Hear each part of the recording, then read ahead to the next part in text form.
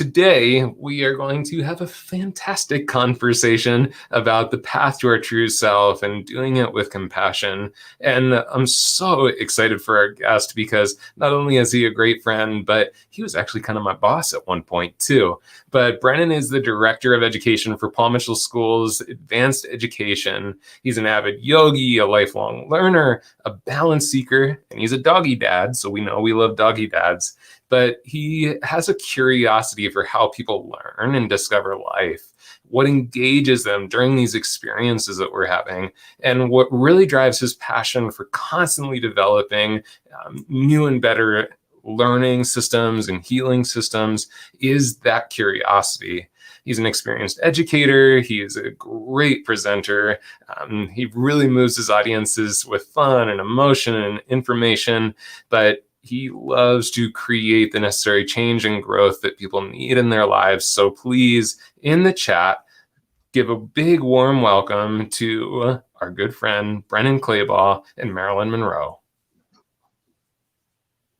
Hi, everybody. I'm like, we got the intro with Marilyn. I like that. I had to wear my best plaid for you, Andrew. Oh man, I should have put my plaid on too. I'll put my grandpa sweater on so that we look. Yeah, there you go. There you go. Very it's a little earthy. Warm. Yeah, because most of the time when I see your YouTube videos and everything, you're wearing plaid. So, like, does that guy have anything other than plaid? Anyway, it's too hot. All right. Hi, everybody. Oh, Michelle says hi. Yay, Brennan. Hi, Michelle. Oh my gosh. Awesome. Exciting. Okay. Yeah. So here's the thing, Brennan. You know, today we want to talk a lot about, of course, that path to true self and doing it with compassion. But I know that you yourself have had, some awesome journeys in your life and had some great learnings with compassion. So, why is it so important that we added that aspect of compassion to this talk? So a lot of things come to my mind, but I think what's really important before we can really be compassionate with other people, we need to learn to be compassionate with ourselves. And sometimes that's more difficult than it is being compassionate for other people. And just giving yourself permission to be more compassionate. And in yoga or Sanskrit terms, there's a word called Vritti, which is Vritti, and it essentially means, like, in your mind there can be a whirlpool of thoughts and words, or some people like to refer to it as the monkey mind. I have a friend who calls it, when I have that Verity, it's a bunch of drunk monkeys in my head. And but that's when your mind just gets so crazy, and sometimes it's hard to manage that. And a lot of times that Verity mind can be very negative. And I think all of us could agree that we probably beat ourselves up more in our own heads than other people could do. And so there's a lot of ways to manage that. Whether it's therapy, or one way that really helped me is I keep 2 journals. Oh, nice. This journal is what I call my gratitude journal. So I write in it just good thoughts and what I'm grateful for, or sayings or quotes, or just, good experiences and conversations. And this is the good stuff. Yeah. This journal, I call it my FU journal. Okay, tell us what that means. Well, not literally, but. So this I keep next to the bed with a pen, and because we've all had those 3 a.m., 2 a.m. wake up, mind won't stop. Mm. And sometimes it's just all this negative stuff, or it's worry about, um, bills, or worry about your health, or worry about what's going to happen the next day, or it's just, it could be a number of things. And usually it's the monkey mind. It's the crazy stuff that keeps us awake. Yeah. We, and so what I'll do, because that can keep you awake. You lay there and you're trying to sleep, and it just won't stop. So Yeah. I grab my special journal and I'll turn on the nightlight, or I go into the living room and sit on the couch, and I start writing in it, and I just let everything out. Everything that's in my head that's keeping me awake. I don't worry about editing or periods or spelling, or I just, the good words, the bad words, I just write it out. Yeah. I'm so frustrated, and tomorrow, and this person, and I find that when I get it out, seriously, as I'm getting it out, I'll start getting sleepy again. And I was Mm. like, okay, so I can lay back down or go back to bed. And it honestly, it helps. It just, and I never go back to it. I never go back and read what I wrote, or anything. It's just the fact that I got it out. For me, it just helps me to get back to sleep, and so that's one way that we could be compassionate with ourselves, and know that we're going to have those crazy minds, those drunk monkeys in our head that are mean and nasty, and so that's one way I like to get it out. So Yeah. I love that, because I think a big part of being compassionate to ourselves is recognizing that we're human.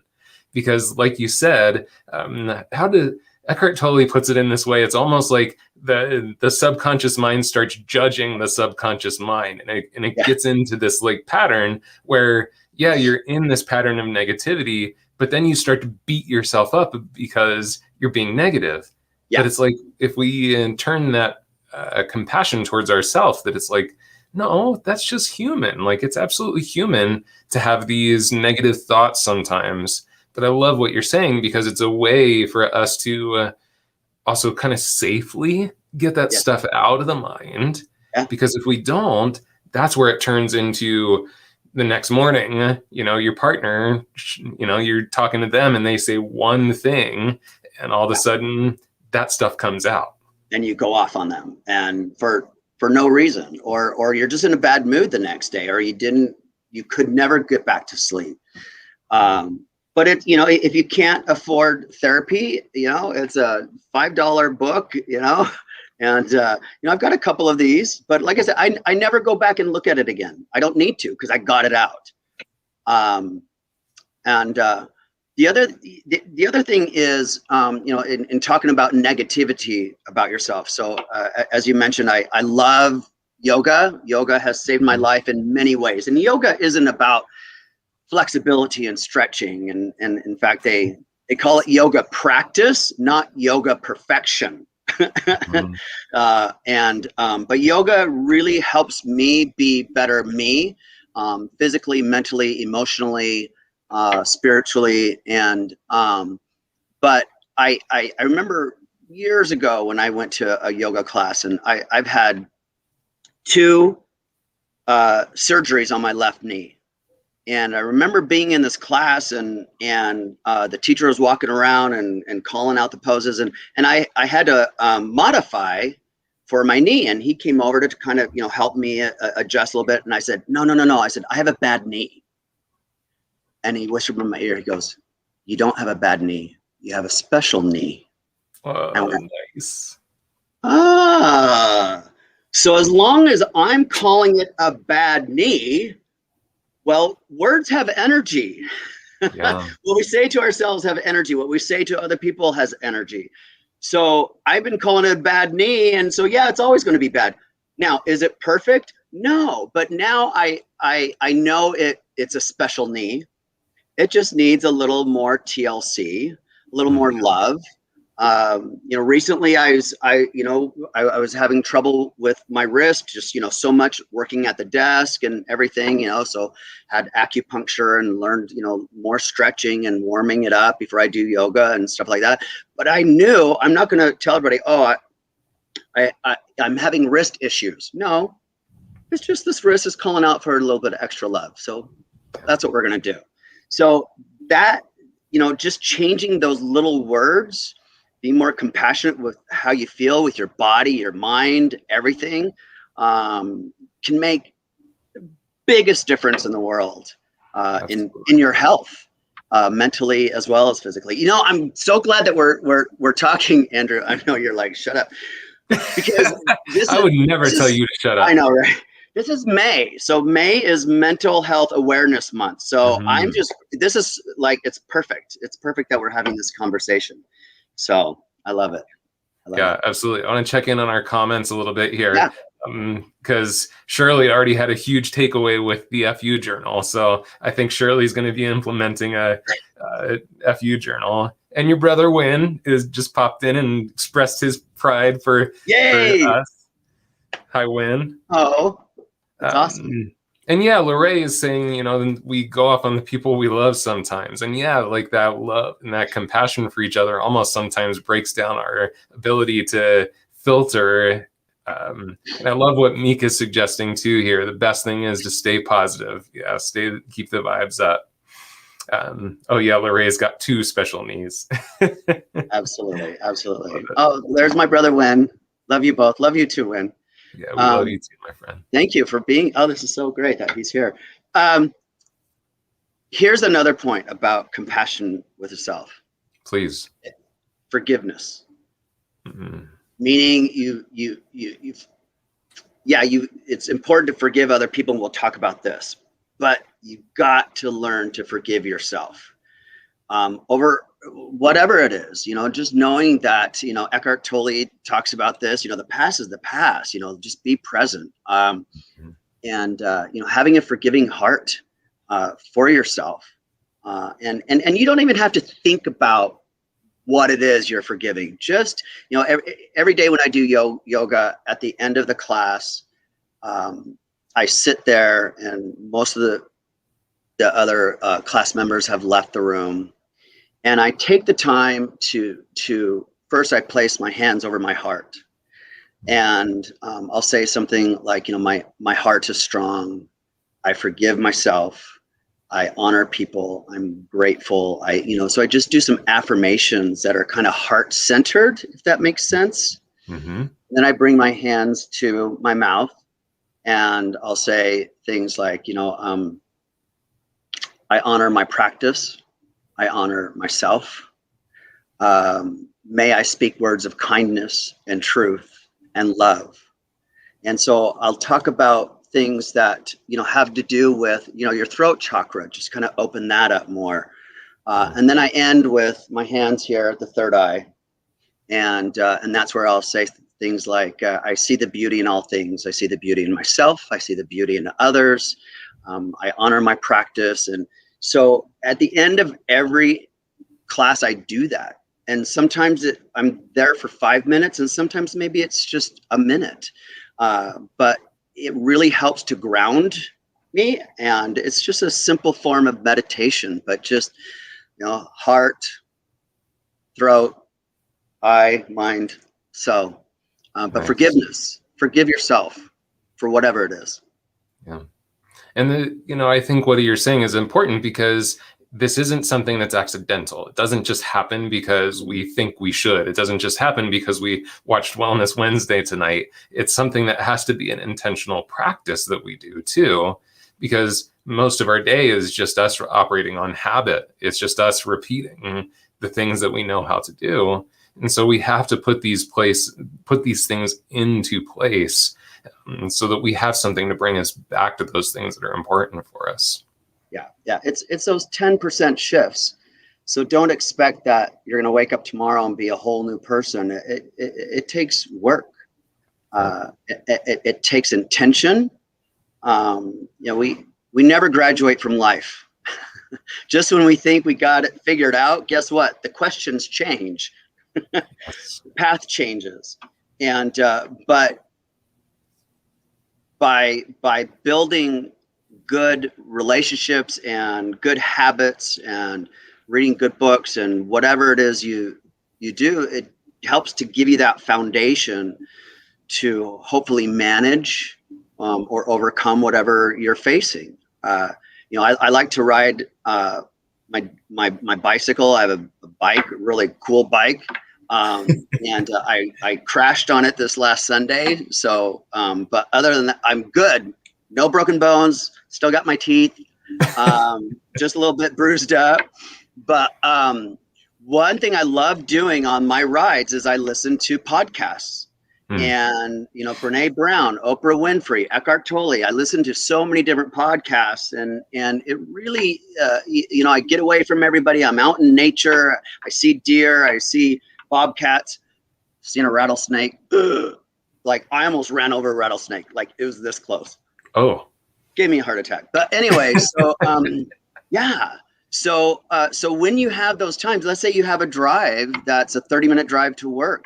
If you're back to work or wherever, use that time to listen to podcasts that inspire you. I mean, sometimes I listen to music. I'm more in the mood for music, but yeah. Those podcasts have really made a difference, especially with Oprah. The thing I love about her is she talks a lot about intention. Mm-hmm. And so people that I work with, and that I have meetings with and so on and so forth, and they have ideas or this and everything. Okay, what's your intention? Mm-hmm. What's your intention here? And that really kind of helps to narrow down or helps to build a bigger picture and so on and so forth. So, yeah. Absolutely. Yeah, love it. There was something when we first kind of had our conversations together, there was something that you brought up that I thought was super interesting. And I want to ask you about this because you brought up this concept of post-traumatic growth, because we hear about PTSD, post-traumatic stress, but you actually brought up post-traumatic growth. So what does that mean? Yeah, we've all had some form of trauma happen in our life. Mm-hmm.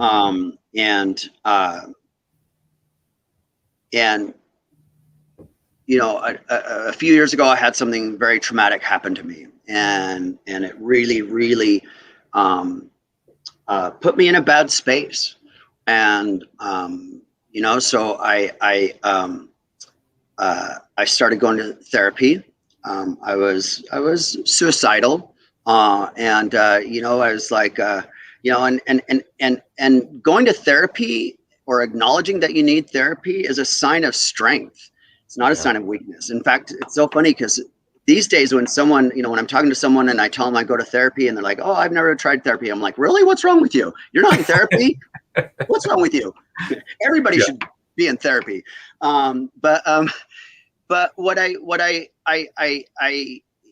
was giving too much energy to what was putting me in that space. And and I could see and feel that if I continued on this hateful path and, being unforgiving of myself and others, that it just wasn't good. And so I decided I am going to be the hero of my story and not the victim. Yeah, stuff happens, trauma happens, and yes, there is value in screaming into a pillow. There is value in putting on some boxing gloves and punching the wall. There's value into, whatever it is that you need to do to get it out, to call a best friend and say, hey, I need to talk.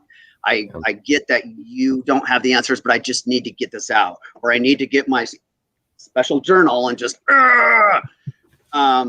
so yeah, there's value in all of those things. And I'm not trying to minimize anyone's trauma, but if what you've gone through becomes your calling card and years have gone by, rather than when something bad happens to you or something that's hurtful or hateful or confusing, rather than asking, why me? Why is this happening to me? Ask,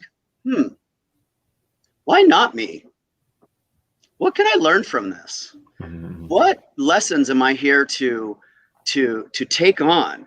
What is it, and that's when I start listening to podcasts and I start reading books and I find quotes and I share with people, and then I kind of, and then they share with me, and then and then eventually, and I forgive whoever I need to forgive. Not that I have to do that in person, because forgiveness is not about the other person. Right. Forgiveness is about yourself, your own peace of mind, your own sanity, and so to me, that's what post-traumatic growth is. So you go through something that's traumatic. How can you grow from it? Like I said, still do the yelling and the screaming and the therapy and do all of that you need to do, so that, again, you can be the hero of your story and not the victim. And so that's what post-traumatic growth is about. And it was funny because I kind of thought I came up with it by myself. Post-traumatic, I'm gonna grow from this. Da, da, da, da. And then I started Googling, there's already a bunch of stuff on post-traumatic growth. Okay, well, what else can I learn here? So it is a thing, but all we hear about on the news or whatever is like PTSD or this or that. Okay, cool. We've all gone through stuff. How can you grow? What can you learn? So that's kind of what post-traumatic growth is about. How can you love that. Yeah, I love that question of like, how can I grow? And it's one of the things that's really difficult a lot of times, because especially in the moment, it feels like what we're supposed to do is be in the pain or be in that space. And like you're saying, I think, you're so spot on, because especially with it being Mental Health Month, what we have to do to make this part sane again, and then start to move into, okay, well, how can I move forward from it? How can it support me? How can it grow me? So I love that idea of switching the terminology too, because if we, kind of to your point earlier too, with how words have so much power, if we keep telling people, you have this, you have this, you have this, and we train them to say, well, I have ADD, I have PTSD, I have this, I have this, they're going to keep identifying with that. And so why can't we start to, oh my gosh, Jen just put post-traumatic stress discovery versus disorder, like that. When we switch that concept and we start to switch the words, maybe we can start to move people forward instead of keeping people stuck in this definition of, well, I have this thing, so that frames everything about who I am. Yeah, absolutely. And again, I'm not trying to diminish what people are going through or what they have at all, but there is a better way. It's like what I shared with you earlier when I said, I can't do this pose because of my bad knee. It's not a bad knee. It's just a special knee. It just needs a little bit of extra TLC. So it's how you perceive things and how you address them, and how you refer to it. It's like, okay, I have PTSD, but guess what? This is what I learned from it, or this is, so on and so forth. So I've also try to put myself into a frame of mind that whenever I'm in a meeting, which is a lot, or every day just out in public, I'm always I try to be more present, because I'm, I can be, la la la la, pretty glitter. So I'll use a word when I catch myself not being present, and that word I'll just say in my head, focus, or I'll use the word present. And and then that brings me to, what can I learn from this person, or what can I learn from this meeting? What can I learn? You can learn so much from so many people. You just never know. And so just learning to be present is important. When I talked about earlier, when I'm here at the third eye, oftentimes I'm like, I am present, I'm focused, because I can be all over the place. And thankfully I have an incredible team behind me that keeps me where I need to be. Jen. Yeah, Jen. Yes, exactly. Thank you. You know, and I'm glad that you brought up words, because words are powerful. So, and I shared this with you, and 2020 was a crazy year, and I remember reading on Facebook, and someone had typed in, the question, "Hey, in one word, describe, 2020." And so, of course, everybody was writing the F word, Yeah. naughty words, bad words, so on and so forth. And I typed in opportunity, because to me, that's what 2020 was. I mean, I love to learn.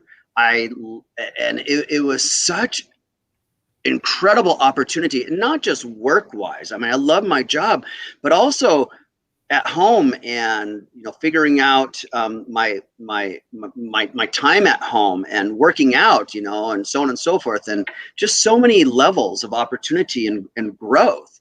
And I like having a word. And so when we started 2021, I changed my word to discipline. And the reason why is because I feel like I need to be more disciplined in doing my yoga, because I kind of got away from it in 2020 because it was so crazy. So now I'm getting more disciplined with that and other things. And so I would love to hear from everybody. What's your word? Do you guys have a word out there? Just one word or two words that keeps you focused? Or Yeah. when There's a little bit of a present? delay. It'll take just a few Okay. moments for it All to right. pop in. But I like what Lorraine mentioned there too. Self-talk. Our brains hear what we say and it believes it. And that's so true. Whatever we keep repeating to that mind, it might take some time, but it does get there. And, people kind of get caught up in the fake it till you make it statement, which I understand, because I don't want to be fake about something.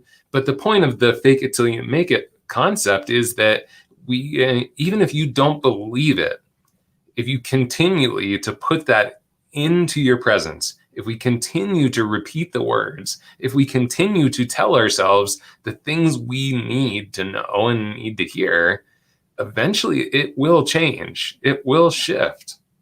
Absolutely. I'm highly spatial, SPATIAL, not Not special, special. spatial.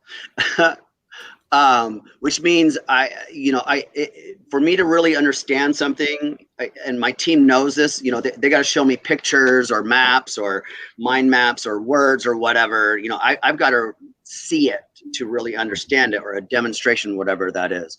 And so in my office here, I've got quotes, all over the wall that I look at. I have, I write them in my journal. You go to my house, and I've got Post-its everywhere. Like I get this little Post-it here, it says engage, So, so if you know that you're a highly spatial person, then I recommend putting up, notes and words and things like that. I've got a little Post-it over here, Brene Brown.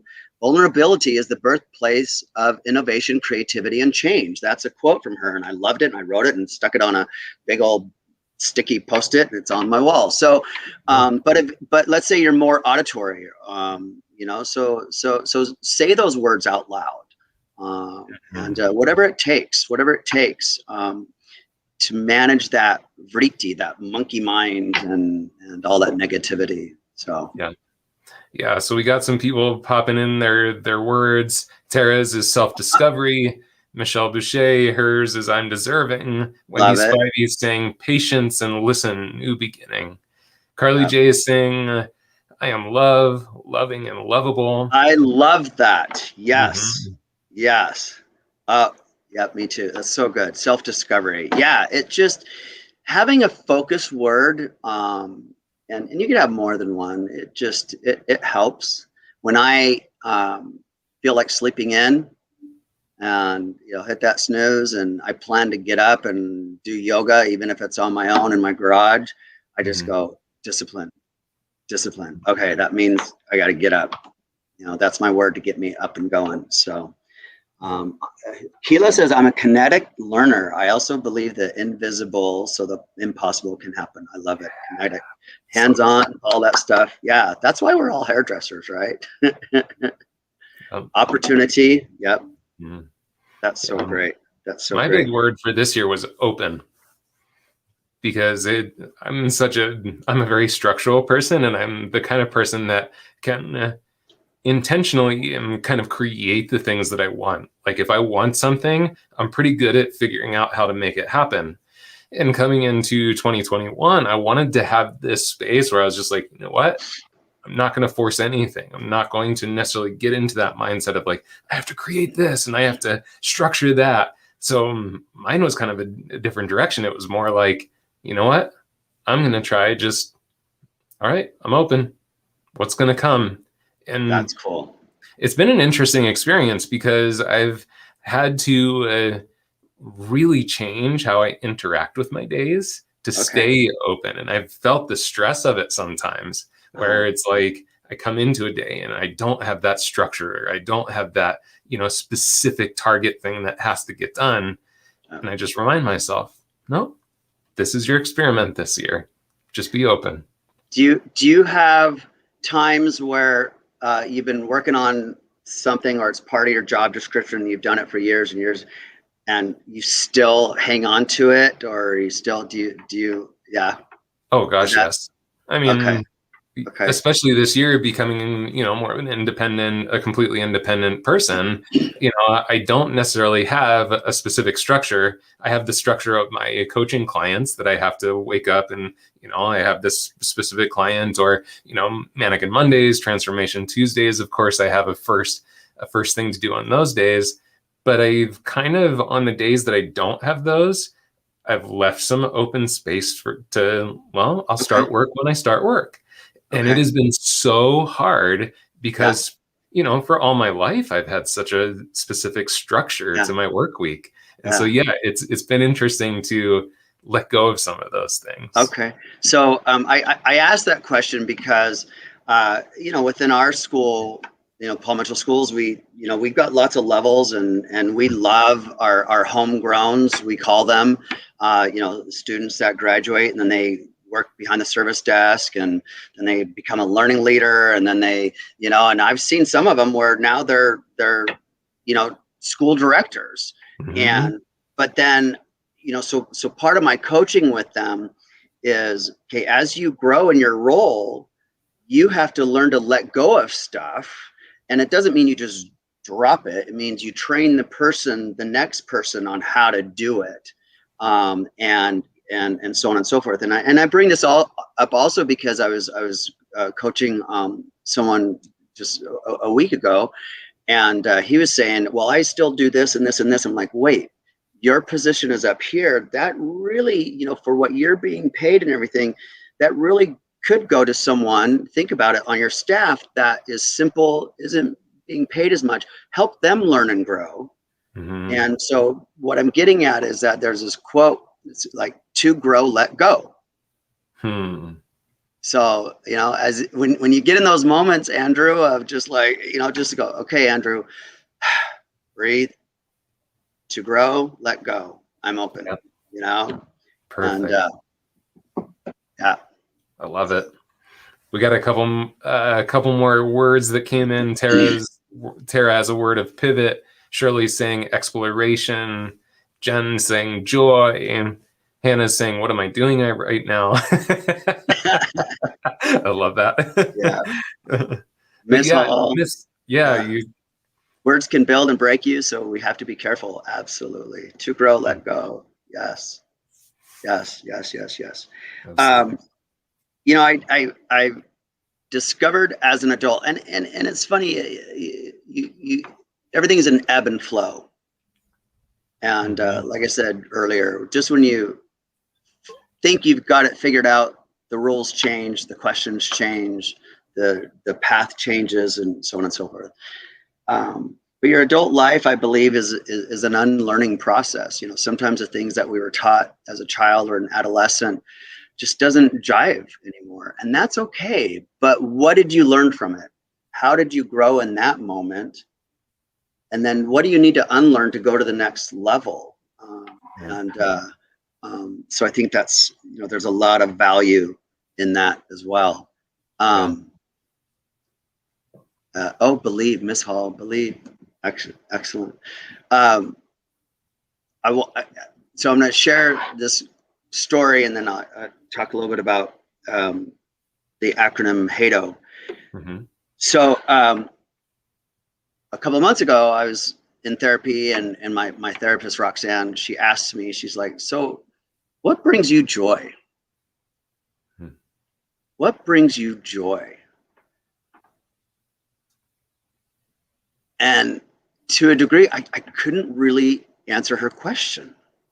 I mean, yeah, there's things that make me happy, but then I was like, okay, well, let me Google, the definition of joy versus happiness or happy.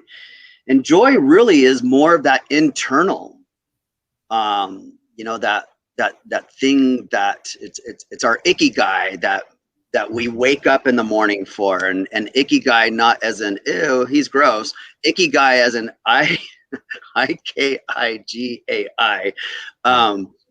So look it up. It's a thing, and it's your purpose in the morning. It's what brings you joy. It's the reason why you wake up in the morning. And so to a degree, I'm still kind of figuring that out. And you know, and I've talked a little bit with you about this, Andrew, and stuff. But you know, happiness is more of an outer thing that we can show and that we can spread. It's more of an outer feeling, but joy is more of an inner feeling. And so, I mean, I would love to hear, you know, what any of you, thank you, Jen wrote it down, ikigai. So there it is. So IKIGAI, Google it. It's pretty amazing. What is it that brings you joy, Andrew? You know, it's pretty simple. It's time with people I love. I mean, I think that this past year, that was the huge reminder of how simple joy is for me. And I would imagine a lot of you had this experience, and I've heard from a lot of you that you've had this experience, that we search for that. And I thank you for that distinction, because I think that's really brilliant. The distinction of, we search for happiness, I think, in so many places, and we can touch happiness by buying a new car. You know, I love automobiles. Like, I love having a cool truck. I love having a great car, but that brings me happiness. It doesn't necessarily bring me joy. You know, spending time with Michelle, spending time with the dogs, spending time with my mom, spending time with my friends. That's the place where I'm like, oh, like inside you feel that heart swell. And, you know, and things can sometimes lead you to opportunities to have those things, I think. Like, we just got a new camper, which I'm super excited about. And the reason I'm so excited about it is it's going to create more opportunities for me to be out in nature with my wife and my dogs. And that's what brings me joy. Yeah, I love it. I love it. That's great that you could identify that, and that you get there is a connection, but also a separateness of happiness and joy. Yeah. And so that's beautiful. I love it. We have I want to just check in because we got a couple responses to your question. Lorraine said, when I serve others, I feel joy, which is, well, you're in a great profession for that. That's for sure. Right. Jen saying, laughter, hearing true heartfelt laughter from my kids and friends brings her pure joy. Tara's saying, sharing the knowledge of what I have learned through my self-growth brings me joy. Ooh, yes. Beautiful. Watching my children succeed and be happy makes me joyful. That's beautiful, Lorraine. That's great. I think this is a really powerful question. Because Shirley's saying when she's creating, that's joy. Because what's really powerful is when we look at these things, Brennan, how simple are they? Yeah. Like, these aren't complicated things. These are things that are so achievable, so touchable, Yeah. that on an everyday basis. Yeah, yeah, yeah. And maybe I'm overthinking it, Maybe I want to, maybe I'm just in a place of where I really, really want to dig deeper Hmm. I mean, I know what brings me joy, but I'm kind of like, I want to get more of a grasp and understanding of Yeah. that. So playing around with that. But Yeah. again, I love to learn. So let's do it. Yeah.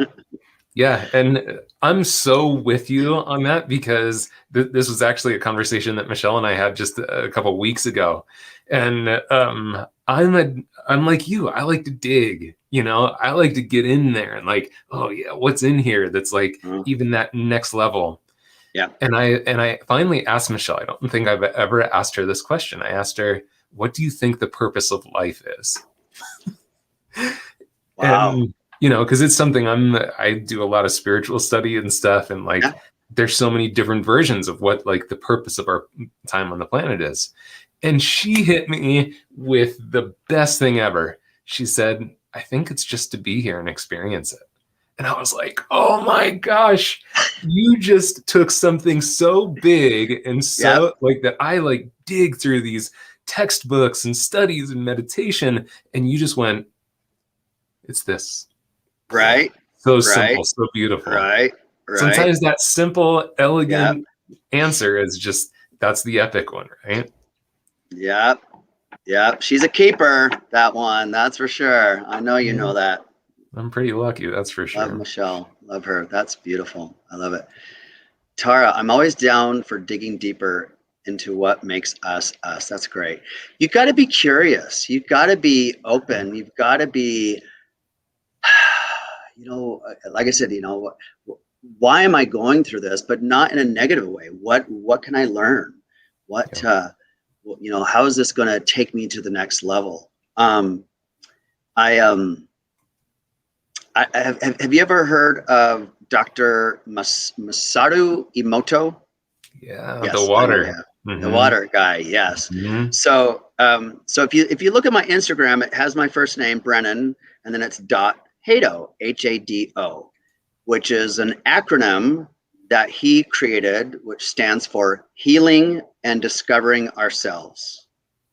And I remember reading his book many, many, many years ago about how words can create beautiful crystals in water, positive words, Yeah. and how positive words can affect, not just water. And if you think about it, it makes sense that positive words make us feel good, because humans, when we're babies, we're about 85, 90% water. I mean, Hmm. even more so when we're in the womb, there's water all around us and in us, and that's how we grow. As we get older, that water content in our body goes down, and that's why we get, a few little wrinkles and, got to drink more water. But if words can affect water, there you go, then it makes sense that words, positive and negative words, can have an effect on us, because in the experiments he's done on water with positive and negative words is pretty incredible. And so when I read about Hado, Hado, healing and discovering ourselves, I was like, okay, that's what life is. That's what I mentioned Mm. before. We don't graduate from this stuff. We're always healing from something. We're always discovering something about ourselves. And so that's why I've got, Brennan.Hado as my Instagram. And that's my Instagram for, I try to put everything in there, about health, mental health and physical health and emotional health, and this, that, and the other. So it's kind of my my balance, so to speak, Instagram.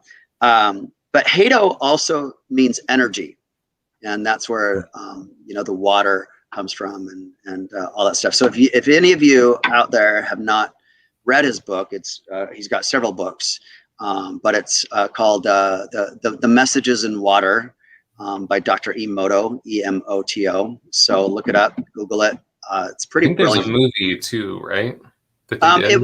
It was part of a Talking. movie. There was a movie that had, what was it called? Anyway, but Was yeah, that in What the Bleep Do We Know, or was? yes, What the Bleep Do We Know? Okay. That movie. Yeah. So it was yeah, they had talked about it in that movie. That was the one. So Yeah, that's a fun movie. Talk yeah. about going down rabbit holes. Right? For Well, sure. we're starting to run out of time, Brennan, Okay. which is always like this always happens when we get into these awesome conversations because it's so much fun. Um, I just want to kind of ask one last question to, we talked about yoga, journaling. Is there anything else that you do as a practice to stay connected to these things? Meditation and breathing. Hmm. And meditation isn't always about sitting cross-legged, uncomfortable on the ground, closing your eyes and sometimes meditation is just getting to work, sitting in your car, turning off the radio, just closing your eyes for giving yourself permission for 5 minutes just to collect your thoughts. Meditation, it could be a 2-minute meditation, it could be an hour-long meditation, but it's just getting your thoughts and your intentions in order. It's the breathing. Breathing is really, really key. Most of us don't breathe like we should. It's very shallow breathing. And so when I meditate or when I feel like I need to kind of calm or center or become present, my favorite breath, I call it a 3-part breath. And it's where first you inhale through the throat, into the chest, and into the belly. And then exhale belly, exhale chest, exhale throat, inhale throat, inhale chest, inhale belly, and exhale belly, exhale chest, exhale throat. So by doing it that way and consciously, picturing it and feeling it here and then here and then here, you actually can feel your body oxygenate more and get more oxygen in your lungs and throughout your body, and you'll have a more clear head, you'll have a better attitude. And there are times where I'll even kind of take it into a 4-part breath where I inhale throat, inhale chest, inhale belly, and I hold it, and then I picture the air going into my third eye, going up here, clearing my head, my brain. Mm-hmm. And it's kind of, and then I let that go, and then I exhale belly, exhale chest, exhale throat, and I'll do that over and over again. But what's crazy is when you really kind of get into it, you kind of do feel like something going on, energy, things moving, air. I don't know, but it's just you kind of feel that energy just go. Anyway, yeah, I love it. And what I love is that the way that you're explaining this stuff, it's, this stuff can sometimes come off just so kind of airy-fairy, woo-woo, but it's like, it doesn't have to be that way. It can be simple. Like, people always say, well, I can't meditate. You absolutely can. Just sit and focus on your thoughts for a few moments and just be aware of your thoughts. Sit and focus on your breath for a few moments. That's meditation. And so I really like how you've brought some of these pieces to us that can be a little ethereal, and it all feels very practical and approachable. So thank you for that. My pleasure. It's what I do. So, yes. Yeah. That's why I wanted to have you on here. Thank you so much for inviting me. It was, as you mentioned, we used to work together many, many, many years, and we follow each other on social media. And then when you called or texted me, I was like, "Oh, this is so cool! I'm so excited." So please give Michelle a huge hug, and thank you. She's incredible. So thank you, Andrew. Thank you, everybody out there, for joining, for taking your time, and breathe, be good to yourself, and have a beautiful day. Yeah. Thank you so much, Brennan. Everyone, please show him some love in the comments, throw him some hearts, throw him some gratitude, and please go give him a follow at brennan.hato. Like you said, he posts a lot of beautiful stuff on that social media feed. So if you need a little dose of love, need a little dose of positivity, that's a great place to go head over and connect with. So thank you so much, Brennan, from all of us Thank here at you. Sandia too. All right. Cheers. Bye-bye.